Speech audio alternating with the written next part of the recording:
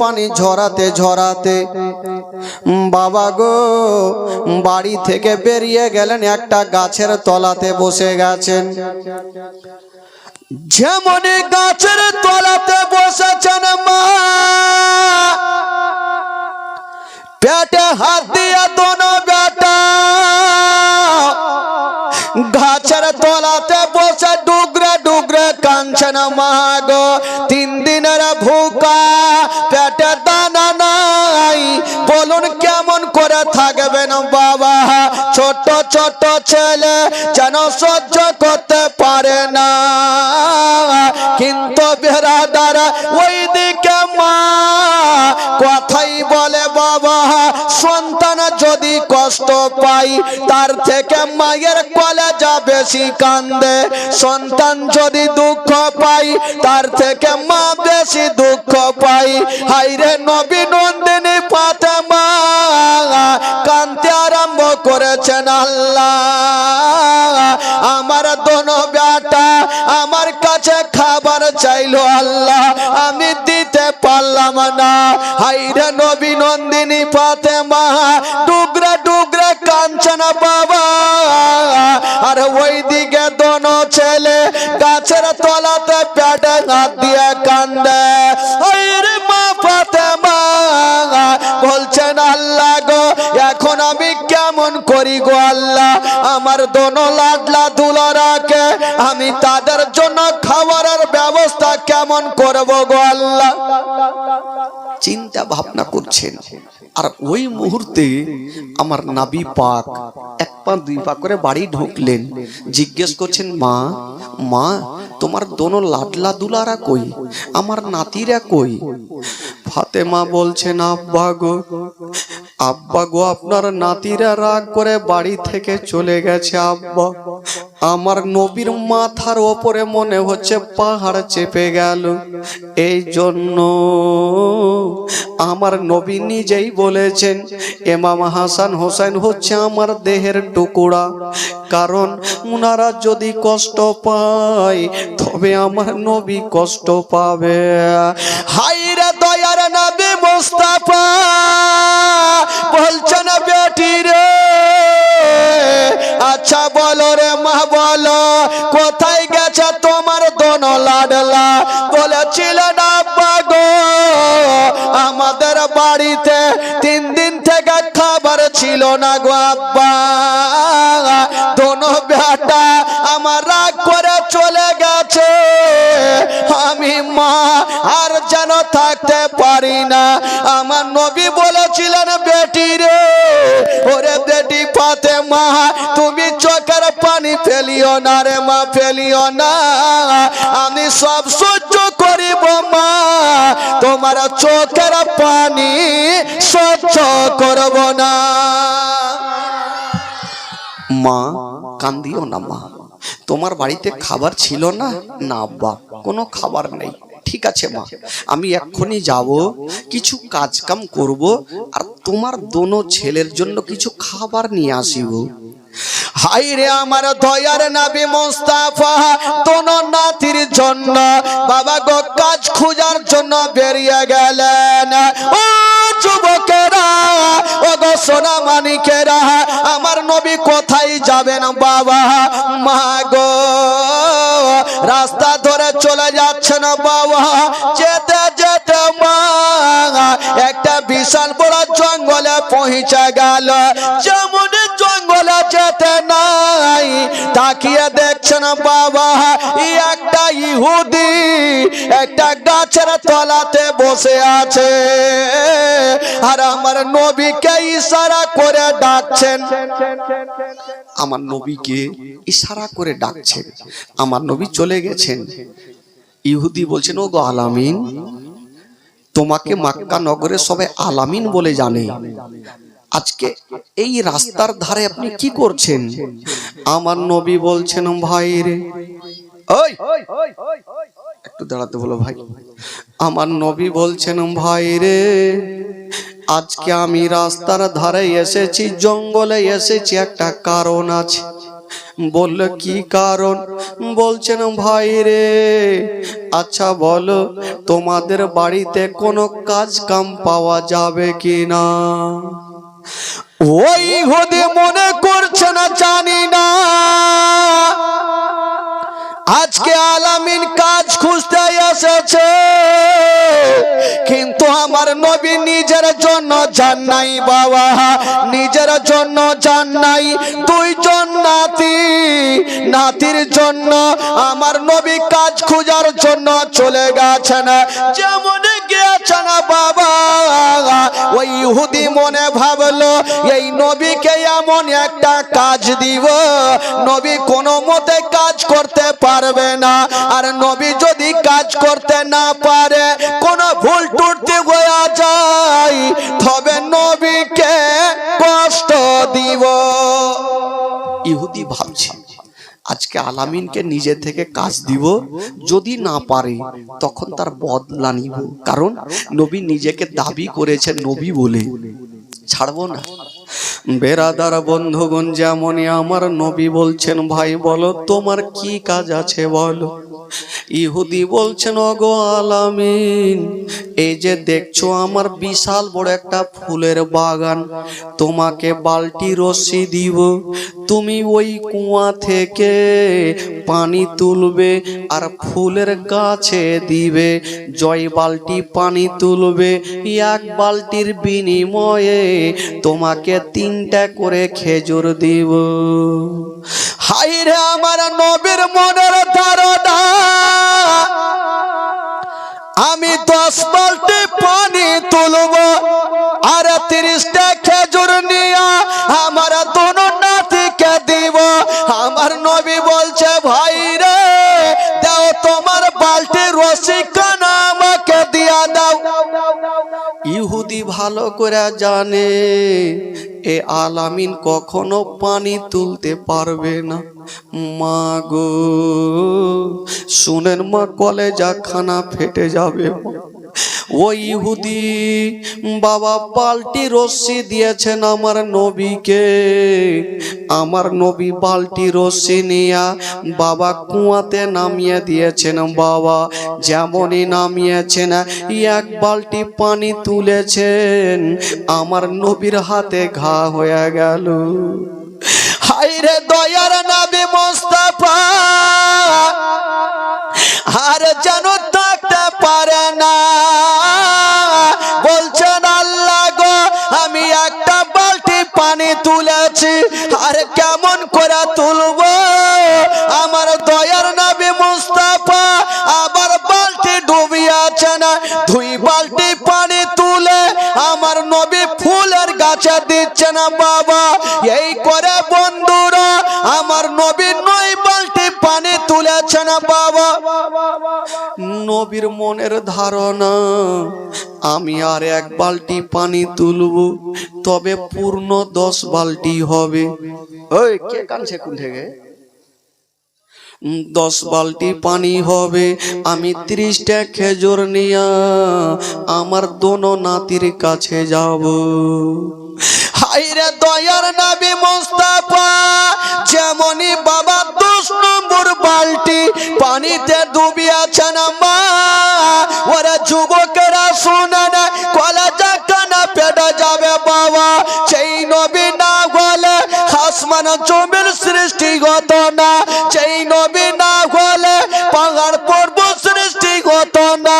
ওই নবী পাক যেমনই 10 নম্বর বালতি পানিতে ডুবিয়েছে, অর্ধেকটা তুলেছেন বাবা, যেমনই অর্ধেকটা টেনেছে, এমন কি ঘটনা ঘটে গেল, যে রশ্মি দিয়ে পানি তুলতেছিল ওই রশ্মিখানা কেমন করে ছিঁড়ে গেল, আর ওই বালতি কুয়ার মধ্যে পড়ে গেল। যেমনই কুয়ার মধ্যে পড়ে গেছে বাবা গো, ধাপাং করে শব্দ ওই ইহুদির কানে পৌঁছে গেল। ইহুদি দৌড়িয়ে চলে আসিল, বলছেন ও গো আলামিন বলো আমার বালতি খানা কেন তুমি ফেললে? আমার নবী বলছে ভাই রে আমি তোমার বালতি নিজে থেকে ফেলি নাই, রশি পচা ছিঁড়ে পড়ে গেছে ভাই, আমাকে 5টা মিনিট সময় দাও, আমি যাব আর কাঁটা রশি নিয়ে আসিব, তোমার বালতিটা তুলে দিব। বলছেন না তোমাকে সময় দেওয়া হবে না, আমার বালতি এখনই তুলে দাও।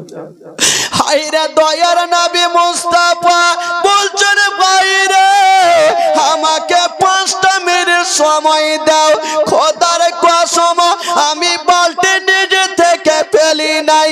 কথা চলছে বাবা, আর ওই ইহুদি বাবা গো 1 সেকেন্ড দেরি করলো না, 1 সেকেন্ড দেরি করলো না মা, নিজের হাতখানা উঠিয়েছে, কথা বলতে বলতে আমার নবীর গালে একটা ঠাঁই করে চড় মেরে দিয়েছে। যেমনই আমার নবীর গালে চড় মেরেছেন মা, আমার নবীর সাদা গালে 5টা আঙুলের যেন দাগ বসে গেল, এত জোরে মেরেছেন আমার নবীর সাদা গালে 5টা আঙুলের দাগ বসে গেল। ওই ইহুদি মায়ের মেরে দেওয়ার পরে দাঁড়িয়েছিল, ও যুবক বন্ধুরা আজকে যদি কেউ আমাকে মারে, যদি কেউ আমার গালে মারে, আমি নিজের হাতখানা আমার গালে দিব। কেন দিব? ব্যথা হচ্ছে বলে দিব। কিন্তু আমার নবী তা করলেন না। আমার নবীর গালে যখন তামাচা মেরেছে আমার নবী নিজের গালে হাতখানা দিলেন না, ওই ইহুদির হাতখানা ধরে ফেললেন আর বলছেন ভাই বলো তুমি আমার গালে এত জোরে মেরেছো, তোমার হাতে কি ব্যথা হয়েছে? ওই ইহুদির হাতখানা আমার নবী সাহালিয়া দিচ্ছেন বাবা, আর বলছে ভাই রে তুমি আমার গালে অনেক জোরে মেরেছো, তোমার হাতে কি ব্যথা হয়েছে? যেমন এই কথা বলতে নাই ওই ইহুদি কাঁদতে কাঁদতে বাড়ি পালিয়ে গেল। কয়েকটা খেজুর দিয়েছে না বাবা, আমার নবী খেজুর খানা নিয়েছে না, চোখ ভরা পানি বুক ভরা ব্যথা নিয়ে আমার নবী চলে যাচ্ছে না বাড়ির দিকে। একটা হাতে খেজুর খানা, একটা হাত রেখেছেন গালের ওপরে, একটা হাত গালের ওপরে। আমার বেটি ফাতেমা যেন দেখতে না পাই, আমার বেটি যদি দেখে নেয় তবে ফাতেমা কাঁদতে কাঁদতে অজ্ঞান হয়ে যাবে। হায়রে আমার নবী পাক ওই খেজুর খানা নিয়া ফাতেমার গেটে ডাক দিচ্ছেন, বেটি তাড়াতাড়ি করে দরজা খোলো রে মা। ফাতেমা ভাবছেন আল্লাহ হয়তো আমার ছেলেদের জন্য আমার আব্বা কোনো খাবার নিয়ে এসছে। যেমনই দরজা খুলেছে না বাবা, যেমনই দরজা খুলেছে না বন্ধুরা, আমার নবীর উপরে নজর পড়ে গেল। হায়রে নবী নন্দিনী ফাতেমা, ছোট্ট বেটি ফাতেমা, বাপের চেহারা দেখছে না বাবা, কিন্তু চিন্তা করছেন আল্লাহ আমার আব্বার চোখ দিয়ে কেন পানি ঝরে, চোখ গেলা কেন লাল লাল হয়ে আছে। বলছেন আব্বা গো, আব্বা আপনার কি হয়েছে আব্বা? বলছেন বেটি রে তুমি আমার কথা জিজ্ঞাসা করো না মা, এই যে খেজুর খানা নিয়ে নাও আর আমার দুনো নাতিকে তুমি দিয়া দাও। ছোট্ট বেটি ফাতেমা যখনই খেজুর খানা নিতে যাবে বাপের গালে নজর পড়ে গেল। আব্বা গো আপনার একখানা হাত আপনি কেন গালের মধ্যে রেখেছেন? আপনি হাতখানা টানেন। আমার নবী বলছেন বেটি রে আমি হাতখানা টানবো না, আমি হাতখানা যদি টেনে নি মা তোমার পা থেকে জমিন পর্যন্ত সরে যাও। বলছেন আব্বা গো, আব্বা আপনার সব দুঃখের কথা জানি আব্বা, আপনি দয়া করে হাতখানা টানুন। আমার নবী বলছেন বেটি রে আমি হাতখানা টানবো না। হাইরে নবী নন্দিনী ফাতেমা বলছেন আব্বা গো, আব্বা গো একবার আপনি হাতখানা টানেন আব্বা। হাইরে নবী মুস্তাফা যেমনই হাতখানা টেনেছেন বাবা, যেমনই টেনেছেন মা, সঙ্গে সঙ্গে ফাতেমার নজরখানা বাপের গালে পড়ে গেছে। আব্বা, আব্বা গো আপনার এই সাদা গালে 5টা আঙ্গুলের দাগ কেন বসে আছে আব্বা? আব্বা কেউ আপনাকে মেরেছে আব্বা? এই কথা বলতে নাই আমার নবীর কলেজা খানা ফেটে গেল। ফাতেমা বুঝে গেল আল্লাহ আমার আব্বার গালে কেউ না কেউ তামাচা মেরেছে আল্লাহ। ফাতেমা বলছেন আব্বা গো কোন এমন দুরাচার ছিল আপনার গালে এত জোরে মেরেছে আব্বা? তার দিলে কি দয়া হইল না, ময়া হইল না? ফাতেমা দেখছেন বাপের গালখানা, আর ছোট্ট বেটি ফাতেমা গালখানাকে সাহালিয়া দিচ্ছে না, ডুগরে ডুগরে কাঁদছে। আমার নবী বলছেন বেটি রে তুমি আমাকে দেখে চিন্তা করো না, তোমার দোনো বেটাকে ডাকো, খেজুর খানা খাইয়ে দাও মা। তবে বেটি রে আমাকে যে মেরেছে রে মা আমাকে চিনতে পারেনি রে মা, কিন্তু আমি নবী তাকে চিনি বেটি রে, আমি তাকে মাফ করে দিয়েছি। আমার নবী হচ্ছে রহমতুল লিল আলামিন, রহমতের ভান্ডার। আমার নবীর গালে যেই লোকটা তামাচা মেরেছে আমার নবী তার জন্য বাদ দোয়া করলেন না। আমার নবী বলছেন বেটি রে ওই লোকটা যদি আমাকে চিনতো তবে আমাকে আঘাত করতো না রে মা, আমি তাকে ক্ষমা করে দিয়েছি রে মা। হাইরা নবী নন্দিনী ফাতেমা আব্বার বুকে ঢুকে গেছে না বাবা। তবে বেটিরা আব্বাকে সব চাইতে বাবা মাকে ভালোবাসে। বাপের গাল খানা ফাতেমা এইভাবে লেড়ে দিচ্ছে না বাবা, আর ফাতেমা ডুগরে ডুগরে কাঁদছে না আল্লাহ আমার বাপকে কে এমন এত জোরে মেরেছে, তার দিলে কি দয়া গইল না, ময়া গইল না? বেরাদার বন্ধুরা যেই নবী না গলে আসমান জমির সৃষ্টি হতো না, যেই নবী না গলে পাহাড় পর্বত সৃষ্টি হতো না। ওই নবী পাক আজকে ডুগরে ডুগরে কাঁদতেছিল। তবে বাবা গো আমার নবীর গালে যেই লোকটা তামাচা মেরেছে ওই লোকটার কি হয়েছিল বাবা গো? ওই লোকটা গিয়ে নিজের বিবিকে বলছে বিবি রে আমি একটা বিশাল বড় ভুল করে ফেলেছি। বলল কি ভুল? বলছে বিবি রে আজকে আমি ওই আলামিনের গালে একটা জোরে করে চড় মেরে দিয়েছি। তবে বিবি আমার মন বলে ওই চুপ, আমার মন বলে দিল বলে ওই আলামিন কোনো জাদুঘর হতে পারে না, উনি হবে শেষ জামানার নবী। বিবি রে বিবি দেরি করো না, আমি অন্যায় করেছি, আমি কোনো মডলের কাছে যাব না, কোনো সর্দারের কাছে বিচার নিয়ে যাব না। বিবি রে তুমি ঘরে যাও আর হাঁসুয়া খানা নিয়ে চলে আসো। স্বামী গো আপনি হাঁসুয়া কি করবেন? বলছেন বিবি রে যেই নবীর গালে এত সুন্দর চেহারা, আসমানের চন্দ্রতে দাগ আছে কিন্তু নবীর চেহারাতে কোনো দাগ নেই, আমি ওই গালে তামাচা মেরে দিয়ে আমি একটা ভুল করে ফেলেছি। বিবিরে হাঁসুয়া খানা নিয়ে চলে আসো। বিবি কোদর দিয়ে গেল আর হাঁসুয়া খানা নিয়ে চলে আসিল বাবা। ইহুদি বলছে না বিবি রে আমার এই হাতখানা আমি রাখবো না। ওই ইহুদি নিজের হাতখানা বাবা গো নিজেই কেটে ফেললো। ওই নিজের হাতখানা নিজে কেটে নিয়েছেন বাবা, আর বলছেন বিবি রে দেরি করো না, চলো আমাকে ওই নবীর কাছে নিয়ে চলো, আমি নবীর কাছে যাব। ওই ইহুদি নিজের বিবিকে নিয়ে আমার নবীর দরবারে হাজির হয়ে গেল। যেমন হাজির হয়ে গেছে না বাবা, ওই ইহুদি বলছেন ও গো আলামিন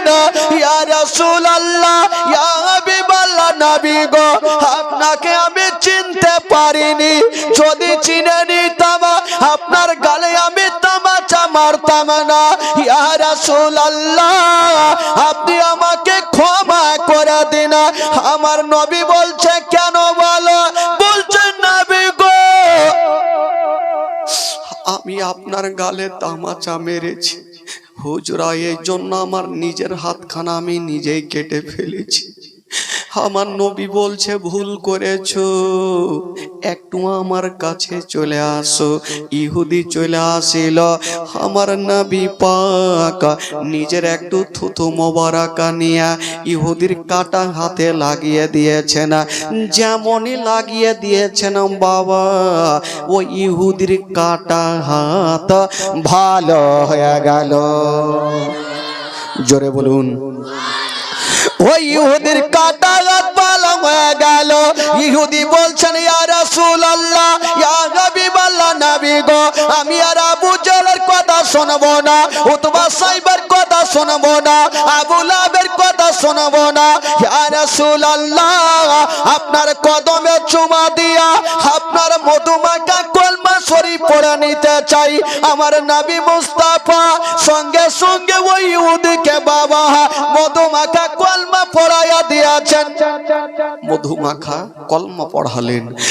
লা ইলাহা ইল্লাল্লাহ, জোরে লা ইলাহা ইল্লাল্লাহ, আকলা ইলাহা ইল্লাল্লাহ, আকলা ইলাহা আকলা ইলাহা ইল্লাল্লাহ মুহাম্মাদুর রাসূলুল্লাহ সাল্লাল্লাহু আলাইহি ওয়াসাল্লাম। জোরে বলুন সুবহানাল্লাহ।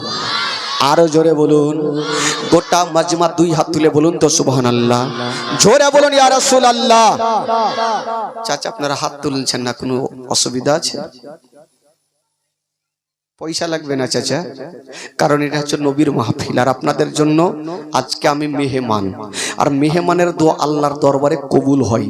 যদি সত্যিকারই আপনারা নবীকে ভালোবেসে থাকেন একবার হাত তুলে বলুন তো সুবহানাল্লাহ। জোরে বলুন ইয়া রাসূলুল্লাহ। মাশাআল্লাহ। বেরাদার বন্ধুগণ, তবে ওই জলদি বাইট। মা বোনদের সংখ্যা সব দিনই বেশি হয়, ভাই বোনদের সংখ্যা খুব বেশি হয় না। চারিদিকে এরকম হয় নাকি? আপনাদের এই মারওয়াবাদী চানপাড়া কি এত বড় এইটি লোককে নিয়ে প্রত্যেক বছর জীবনী হয়? হ্যাঁ, এটিকে নিয়ে যেই বক্তা আসবে হাইরে গাইল দিবে। এখন গাইল দিবে না, পরে গাইল দিবে। আচ্ছা এই গ্রামে নাকি শুনলাম, এই গ্রামে নাকি কেউ নিশা পান করে না নাকি? আচ্ছা যারা নিশা পান করে একটু হাত তুলে দেখান তো। তুলেন তুলেন, লজ্জা নাই। নিশা যারা পান করছে হাত তুলেন। কত সুন্দর গ্রামে এসছি। খালাতের লোক জানে হ্যাঁ না, সবাই পান করে।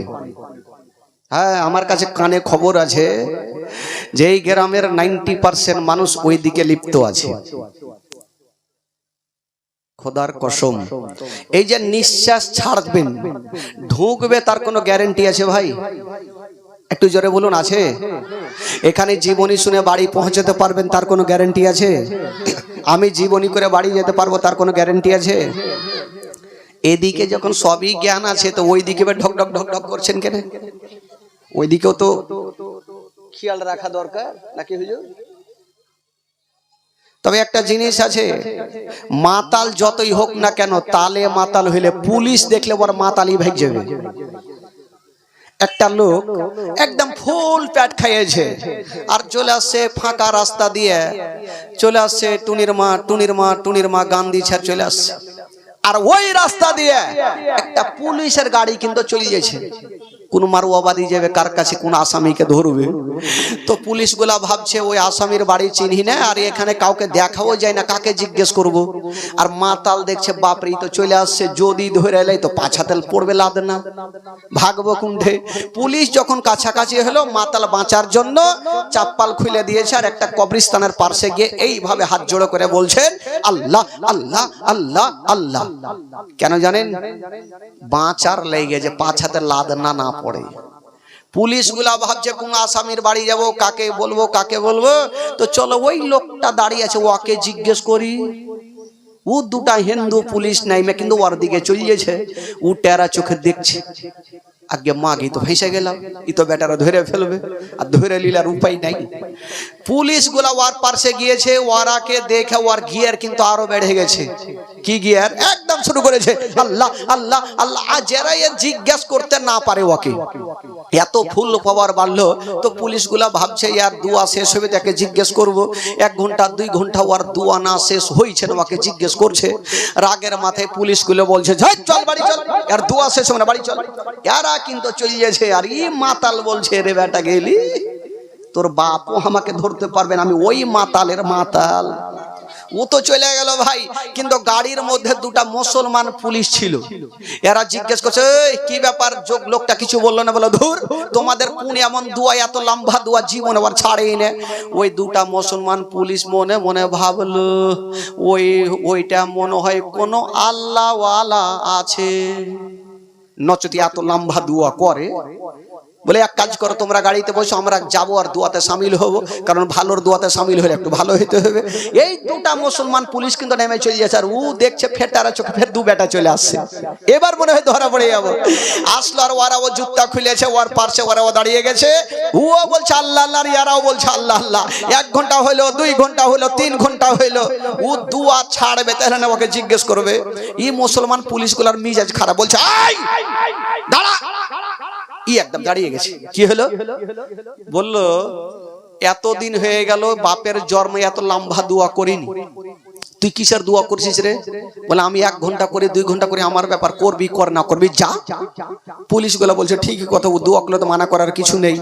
তো পুলিশ গুলা ওকে বলছে আচ্ছা তোর কে মারা গেছে বলতো, যে তুই দোয়া করছিস এত লম্বা। বলছে আমার বাপ মারা গেছে। তো দেখছে ওখানে কোনো কবরই নেই, একটা ছোট্ট বাচ্চার কবর। তো ওকে বলছে তুই যে ছোট্ট বাচ্চার কবরের কাছে কাঁদছিস, বেটা দেখছে মাতাল, ধরা পড়ে গেলাম। উচ্চট করে বলছে এই দারোগা বাপু, আপনি জানেন না আমার বাপ যখন এত বড় ছিল তখনই মরে গেছে। মাতাল তালে ঠিক আছে ভাই, এই খবরদার শোনা, একটা কথা মাথায় রাখবেন, নিশা পান করবেন না।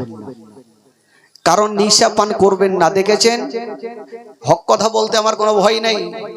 কাজে আপনি আমাকে জীবনীতে ডাকেন আর না ডাকেন, আমি জীবনের কোনো পারোয়াই করি না। আমার 2টা নার্সিং হোম চলছে, আমি শিক্ষা রেখেছি, তার জন্য আপনাদের খিদমতে এসেছি। আমি টাকার পারোয়া করি না। মিল্কিতে মানিক চকে আমার লাখো লাখো টাকার ব্যবসা চলছে, কারণ আমি হক কথাই বলবো। তারই মদ খেয়ে যখন লোক চলবে, পড়ে থাকবে আ করে পড়ে থাকবে। কুত্তা কি ভাববে? ওর উঁচা জায়গা দেখে পেচ্ছাপ করে অভ্যেস আছে। ও যাবে দেখবে বাপরে কাঠ পড়ে আছে, মোটা কাঠ, ঠ্যাং চাড়বে আর দিবে হালহালিয়ে। মাতাল বলবে আরো দাও, একটু লজ্জা করে। মুসলমানের ঘরে জন্ম হয়েছেন, একটু লজ্জা করেন ভাই। জীবনী জালসা বহুত করবেন, বক্তা প্রচুর পাবেন, কিন্তু বেরাদ একটু নিজের দিলটাকে, ইমানটাকে ঠিক করেন, তাহলেই লাভ আছে। 5 ওয়াক্ত নামাজ পড়েন, তাহলেই লাভ আছে। মা বাবাকে ভালোবাসেন, তাহলেই লাভ আছেন। শরীরের গরম কদিন আছেন ভাই, আজ আনছেন কাল নেই, চলে যেতে হবে অন্ধকার ঘরে 3.5 হাত জায়গাতে। আপনি চিন্তা করেন এত বড় জায়গা যদি কোনো লাইট না থাকে, জেনারেটর না থাকে, অন্ধকারে একাই ভয় বসে থাকেন, রাত্রি 12টা হবে, একটা ইঁদুর যদি পার্স দিয়ে যেত ভয় কত লাগবে? লুঙ্গি ছেঁড়া ভাগবেন। এত বড় জায়গাতে যদি আপনাকে ভয় লাগে, তো 3.5 হাত জায়গাতে কি করে থাকবে? ওইদিকে মাটি, ওইদিকে মাটি, ওপরে টাটি, নিচে মাটি, কোনো দিকে উপায় নেই। বাবা গো, একটু দিলে চিন্তা করেন, জীবনী করছে করেন, কোনো মানা নেই, কিন্তু একটু পাক্কা নামাজি হয়ে যান, সত্যবাদী হয়ে যান। কালকে থেকে আপনারা 5 ওয়াক্ত নামাজ পড়বেন, কেউ নামাজ ছাড়বেন না। বেরাদার বন্ধুগণ, বাবাজি আমার ভাইরা, তবে নামাজের কথা বললাম ভাই, কেউ রাগ করলেও ভালো, আর না করলেও ভালো, হক কথাটাই বলবো। একবার মোহাব্বতে গোটা মাজমা হাত তুলে বলুন সুবহানাল্লাহ, আরো জোরে বলুন সুবহানাল্লাহ। মাশাআল্লাহ, একবার জোরে সোরে দুরূদ পাক করুন, গোটা মাজমা পড়ুন। আল্লাহুম্মা সাল্লি আলা